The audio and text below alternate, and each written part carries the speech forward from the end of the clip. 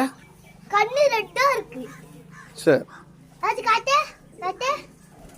ஏய் ஏய் இதுவா நான் கிட்ட கொண்டு வர. தொட்டு போற. மக்களே வாங்க சமைக்கலாம். இன்னைக்கு சமையல்ல நாம பார்க்க போறது முயல் கறி.